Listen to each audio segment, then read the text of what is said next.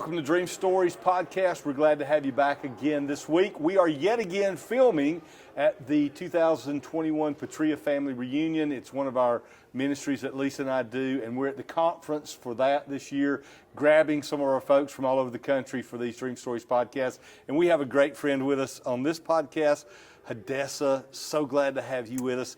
Down from Indiana. Yeah. Thanks for having me. So, it's good. And Hadessa happens to have also been one of my Dream Stories interpretation mentoring students.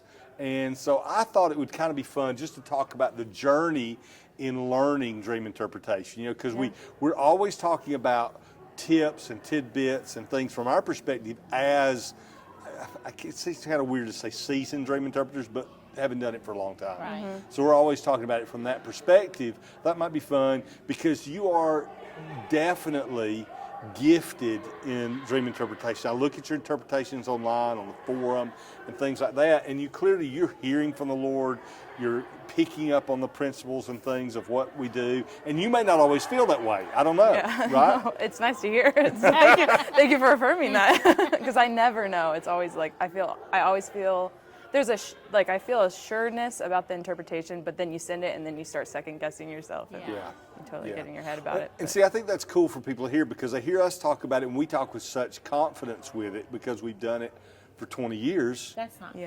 Did you hear one of the podcasts I did recently where he was like, you can do this, and I was like, I don't know if I have the interpretation, because the interpretation was already there and everyone already knew the interpretation. Mm-hmm. Then I had to come up with it, and I was like, okay, so even I doubt myself, but yes, we are more. You're definitely seasoned.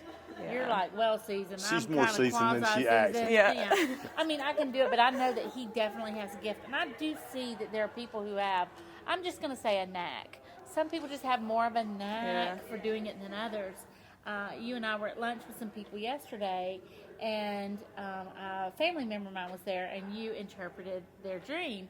And I had already interpreted the dream, but it was it's harder to do it for family members. But when you did it, and not only did you do that, but you also came along with a few encouraging words with that. So it was really neat. It was just fun to watch her do what she does, and she did a great job. Yeah. Let me ask you a question. How did you, because there are people probably watching this or listening to this, and they're saying, well, I don't even know if I would be any good at dream interpretation. I mean, what made you decide to start learning about it?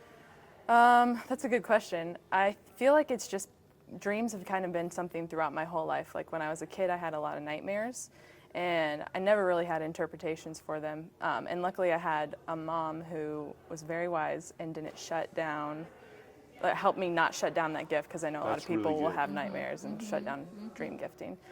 She actually pointed me to scripture, so I started reading Psalm 91 every night before I went to bed, and the nightmares went away. So That's so cool. We just talked about that 2 weeks ago. By the time this will air, 2 weeks ago, I talked about that. So it's so cool because you hadn't even heard it yet. I haven't. Because it actually just went out late this week. Okay. So and you've been on your way down here, so you hadn't even heard it, and you're affirming exactly what we were just talking about. So it's really cool. Yeah. So from a very young age, I've always been a dreamer. But I would say it's kind of hard because in youth group, I had a youth pastor who's now my pastor, Kyle.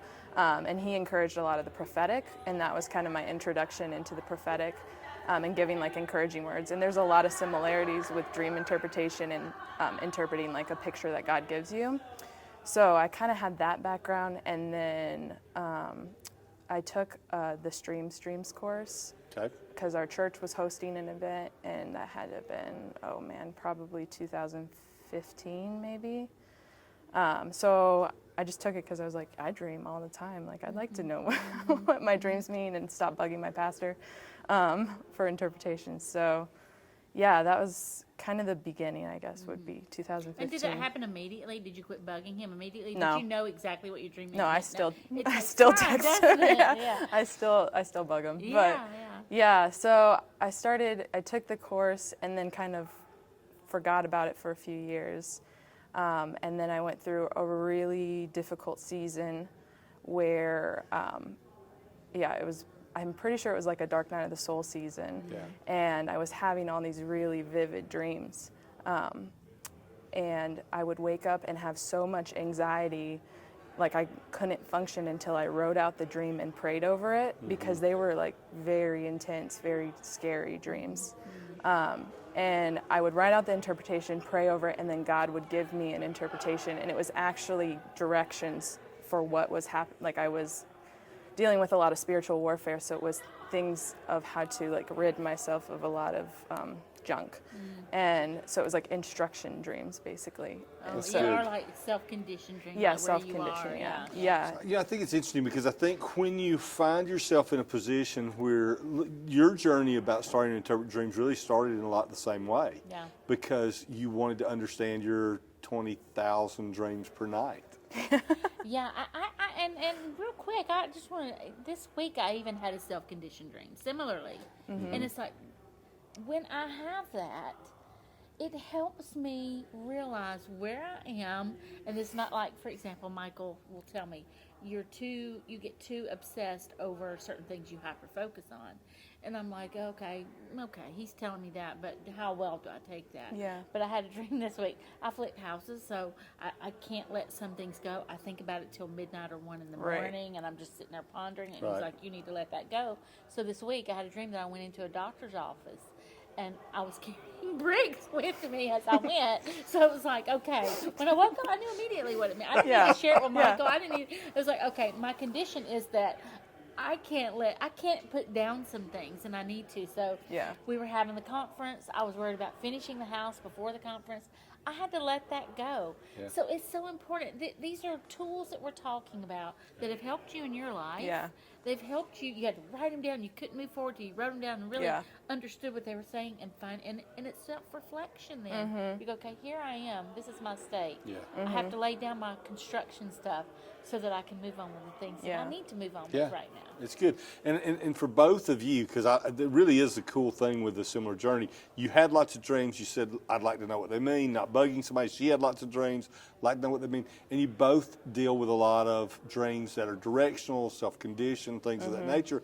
And I think that's where we start our journey. We want to know what God is saying to us. What's my Creator saying to me? But you've moved past that.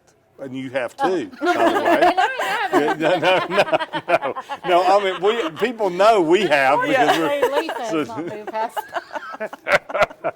Star student now.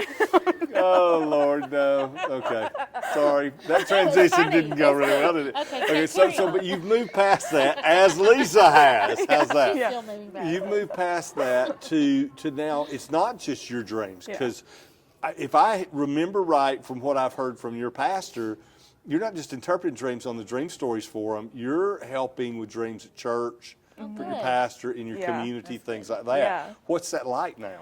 Because I know it wasn't what you were expecting. No, not at all. It's really interesting because I love interpreting dreams, because to show someone that their Creator is speaking to them, to watch it click with someone is so like life-giving. And I love seeing that. So it's really interesting because, I am interpreting. I interpret for a lot of people at church because they all are like, oh, you've taken the courses, you know all this stuff. And I'm like, well, I'll try. And sometimes I don't get an interpretation, which is fine. Does that bother you if you don't get No, it? not at all. Good. Well, sometimes I'm like, I wish, because I can tell that the dream is weighty. Right. And I know that it's for, like, I recently had someone give me a dream, and she had asked someone else who was a secular dream interpreter what the interpretation was, and I knew that interpretation wasn't right. And I was like, well, maybe it means this. So I gave her vague ideas, but I didn't have any revelation. Right. And so I kind of felt bad not being able to give her an interpretation. Yeah. But most of the time I'm okay with just being like, I don't know. And that's Yeah, okay, that's a good isn't thing. it? Yeah. It's okay not to always have the interpretation, isn't it? Well, I mean, I think it's important that we realize we don't always get the interpretation. Yeah. I think it was Joseph or Daniel. I always get it confused, and I wasn't thinking about this before we started talking, but one of them said, does not the interpretation belong to God? Yeah. Maybe both of them it in was various Daniel, ways but said it, but I think Yeah. Daniel said it specifically. I think you're right. And I think that's what you're dealing with when you find yourself. Does it bother you? It bothers me when I don't get an interpretation, Yeah. but it doesn't bother me like something I carry. Right. It's like I wish I could meet that Yeah. need. You wanna I help. want to Yeah. help. Yeah. But there Yeah. may be a timing issue. Sometimes there are things that are just not yet to be revealed. I mean, I think in some of the old ancient Hebrew writings, it talks about, dreams are sealed. Things are sealed for a season. And so they're not to be released for a particular reason. One, it can be to keep us in a humble place. Yeah. We don't have the answers for everything. Right. And the other thing is, it may not be at a place where the person is mature enough to understand what it is, or it's just not the right timing. It's for true. things to Well, unfold. and the nice thing is that a few days later, I felt like I got an interpretation for the dream, but the Lord showed me that person, I didn't have favor with them because it was kind of a correctional dream, and that the relationship I have with that person, it wouldn't have been received well. So he doesn't give it to you in the moment. Yeah.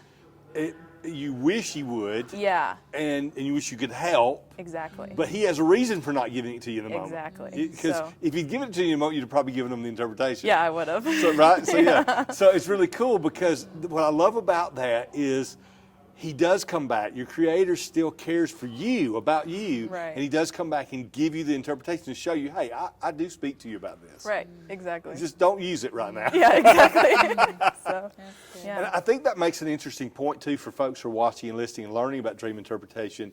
There are various reasons. You talked about timing. There are various reasons why God would say don't interpret, and timing can be one of them, Yeah.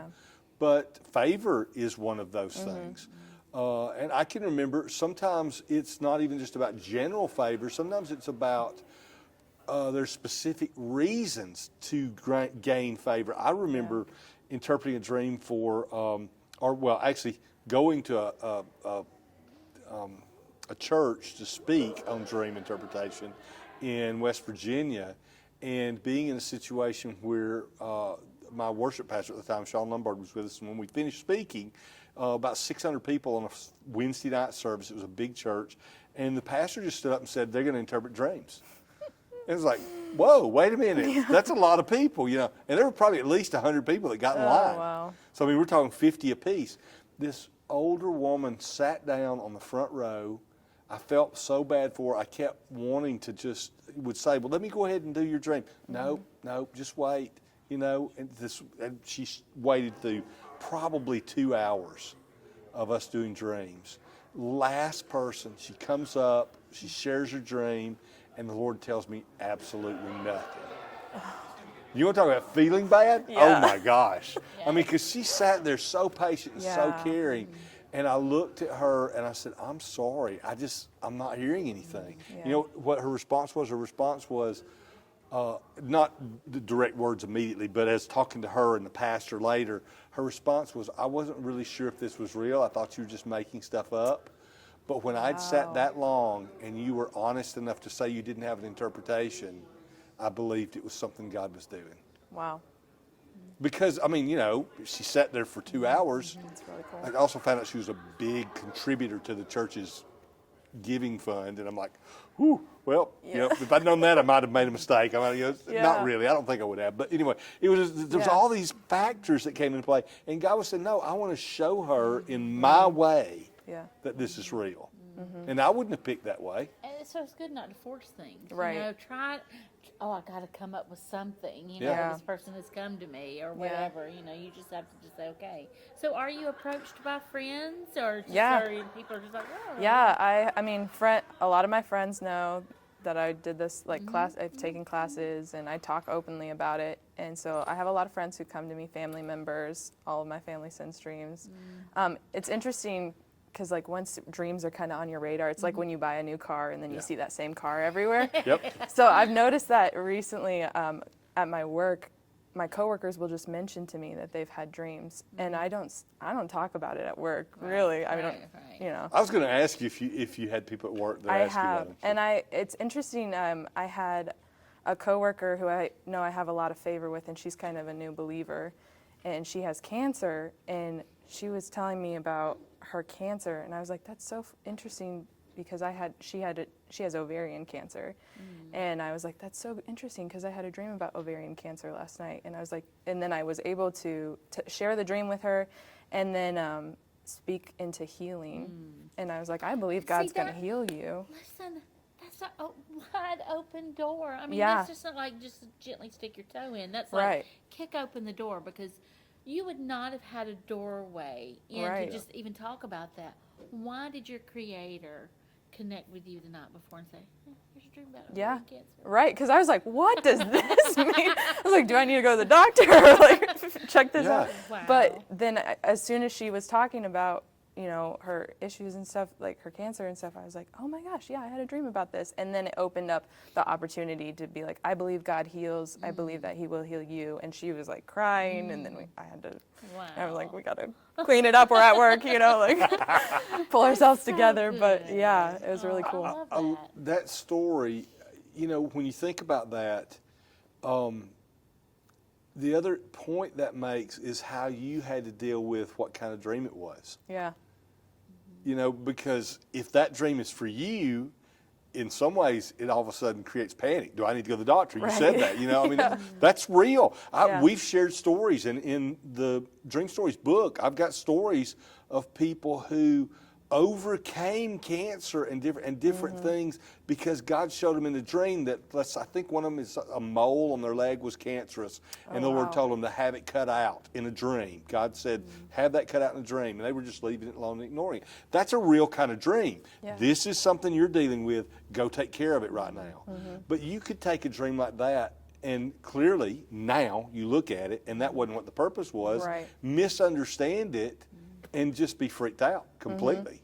Yeah. So how did you process? I'm just curious. How did you process through? It's not for me. Did you even know by the time the next day had come? I mean, I woke up and I was like, that's kind of a weird dream. I think initially there was no weight on it. Like there was no urgency. I didn't feel Right. urgency in the dream. And at first I was like, well, is it for me? And then I was like, no, there was no weight. It doesn't really stir up a lot of like urgency in me. And so I was like, it must have just been like a weird random dream, or, you know, and I kind Too of, much pizza yeah, the night before. exactly. And I kind of just dismissed it because I was like, that's just such a random thing to dream about, which usually those are the ones that mean the most. So I should have known better. But yeah, so I just dismissed it and then forgot about it. So I think I just I usually check like what I was feeling in the dream. And that kind of points to if it's about me or like if it provokes some sort of emotion in me, it usually has to do with something I'm dealing with or self-conditioning or like that sort of thing. So That's good. yeah. Well, But that day, when how did the conversation come up? She just says, She was just talking about all the, like she was talking about all the meds she was on and all the problems it was causing, and I just was like, what kind of cancer do you have again? And then she said, and I was like, oh, that's so funny. okay, so then at that moment, ding, ding, ding, Yeah. ding, ding. Yeah, And your Creator God's like, okay, this is the Yeah. assignment. exactly. This is why you had the dream. Yeah. see, I like that because this is a different type of example of a dream being sealed Yeah. than what we normally talk about. When we talk about the book of Job in the Hebrew Old Testament, the book of Job, I believe it's the 33rd chapter, talks about in the night season when deep sleep falls upon man, he speaks to them in a dream and he seals their instructions. And the statement is, it's in order to keep them from pride. So if you have that dream and you know, oh, I'm going to run into somebody with ovarian cancer that I'm going to need to pray for, Yeah. you're going to go into that, in all likelihood, with a mindset of, Yeah. I've got something I can deal with. I mean, I don't mean necessarily directly Some that people way. might, you know, you yeah. you got that risk. And I was playing it up. I don't think they you would might, actually yeah, go yeah. have that type of attitude. You're but fine. but sort of that internal feeling of, oh, I've got an assignment, there's something for me to do, and it's really risky to move into that place of pride, like I'm important, I have to find this person. Yeah. Yeah. But instead, you said, I forget it. That's sealing the dream. I mean, the Lord sealed it up. And granted, it wasn't very long, but then in the right moment, at the right time, with the right person, Right. He uses those circumstances to pop the lock, to put the key in and turn the lock, Yeah. and say, this is what it was for. No time to prepare, no time to think about what do you do with it, Yeah. no time to think about how will I pray, how will I know it's the right person. It's just bam, there it is. So I think sometimes we respond to our Creator God better when we're put in those situations Yeah. of I just have to act or I just have to respond. Right. We respond out of our nature instead of out of our plans Right. sometimes. Yeah, So, definitely. So, what would you say to someone who's in your age group, or maybe not in your age group, just they kind of like the idea of it, or they're just starting down this journey of wanting to learn about dream interpretation. Would it be something you would encourage them Oh to my do? gosh, yes, I would. Because here's the thing, most people are probably better at it than they think they are. Yeah. Because I'll have my friends ask me for a dream interpretation. I'll be like, well, what do you think it means? And they'll be like, I don't know. I love that. Yeah, because I'm like, I can't do everybody's dreams. Okay, and that's yeah, good, I'm like, yeah. I don't want to anyway. Sorry, but Good. but so I have two roommates, and they'll tell me their dreams, and I know they have a good base level for dream interpretation, and I'll be like, well, what do you think it means? And then they'll usually come up with a better interpretation than I could come up with anyway. So I'm glad you said that, because when you first sat down, you said, I love dream interpretation. And I was like, well, I feel guilty because I don't always want to interpret people's dreams. oh no, But the reason why is because you can get inundated. Yeah. And it can get old sometimes, or It can you get in this rut kind of where Heavy. if everybody comes, because let's just be honest, dream interpretation is a small aspect of our life, isn't it? It's not like it's the main thing that Right. happens all the time. Well, it seems like it is for us because we're always on camera and Well, on we are, the but- podcast But and things like I that. would say 75% of our life does It's not. not. It's right. That's what I'm Yeah. saying. It gives an appearance of being Right. everything we do when Right. really it's only a little bitty piece of Right. what we do. So I think it's okay to say, this is not something you want to do 24/7. I would say a couple of dreams a week are okay with me. I mean, look, I got to deal with my own dreams. right? I know. And same. those are a couple of dreams a night. Yeah, I'm That's the same it. way. I dreamed So- all night last night, but I don't remember them. Right. So, but I know I dreamed all night. And I remember one of them, I was like, okay, I will not forget that dream. I will not forget that those- dream. And then I Yeah. forgot it. So they're just like that. They just fade Yeah. really quickly. But I'm glad you're just saying, okay, look, I love teaching people in the moment and go, well, I do the same exact Yeah. thing. What do you think it means? Yeah. Because I want to help them. If I do it for them all the time, they will never learn. Yeah. So it's a good thing that you've sought out this training. Right. It's good for life. Yeah. Right.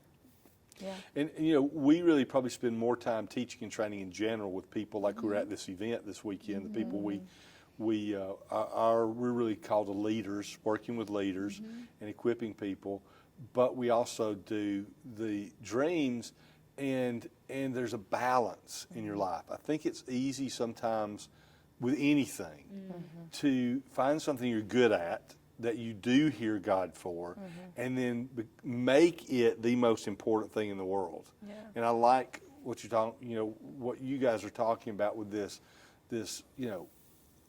releasing it and doing it because it's fun and you enjoy it, but not letting it become weight.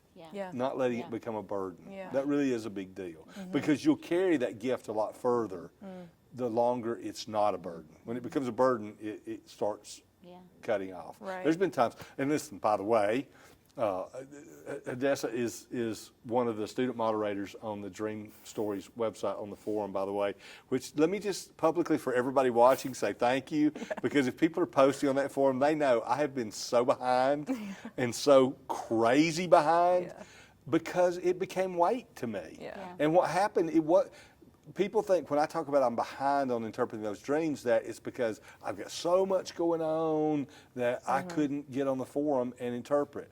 No, it was I would look at the forum and my mind would just cloud because it no longer was enjoyable. Yeah. It was something that had to be done. Well, thanks to you and I don't know, half a dozen, maybe a dozen other student moderators now, I know you guys can comment and I feel safe. And I feel that the folks getting their dreams are safe. Yeah. And so now I can go on the forum again. I can actually comment again because, well, this week it really has been, I hadn't had time to get on. But I can be back on now because when I turn it on now, I don't carry the weight. It's not a burden of responsibility. It's something I can return to with joy and keep that mindset. Guard yourself in that mindset. That's the way we started, isn't it? I mean, we were training on a website. Yep. We were interpreting dreams. We had to do what you're doing, and it really helped us mature in our ability to be able to break down the dreams. The thing I love is that you said you would get clouded. I think too, sometimes that happens for a purpose. It's so that other people can have the opportunity to do it. Because if you did If all I was of doing it easily, they I would wouldn't just have keep that doing it opportunity and to wouldn't turn it. Yeah. But thank you for helping. And in you and several of the others, I watched. I noticed this is better than what I would have said. kind of thing. And I think that's another cool thing too, because the length of time you've interpreted does not correspond to how good of an interpretation you give. It's your willingness to listen to the creator who gave the dream, to hear what he's saying, that correlates to how good the interpretation is. That's good. And you do that, and it's awesome. Yeah, So love it. it really is a good thing. Well, we're just about out of time. I think I didn't keep track of our time today because being at the event here, we're just trying to get in as much as we can with things. So I think we're right about our time range. And I do want to remind folks of a couple of things. Hadessa's been a student of Streams Ministries courses called Understanding Dreams and Visions. You can find those online. They do them online now at streamsministries.com. Both the Art of Hearing God and the Dreams course are available through Streams Ministries, and we love John Thomas and the folks at Streams Ministries. Great courses. In fact, I teach those courses when we have time to do it. You can also find our Dream Mentoring courses online on the Dream Stories website. We usually put a box up at the top or a button up at the top of the page announcing when new courses are about to begin. I think right now it still says spring courses are about to begin. And of course, if you're listening to this outside of spring 2021 on a replay, it won't make sense at all. But our next courses, if you're listening to it live, are coming up in the fall, late August, I think it is. And we offer several levels of just training and mentoring like Hadessa went through. So we would love to have you join us for that and be a part of learning about dream interpretation if you'd like. In the meantime, keep listening to the podcast. Check us out on Facebook. Like, share, subscribe, all those kind of things. View us on YouTube. And until next time, keep dreaming.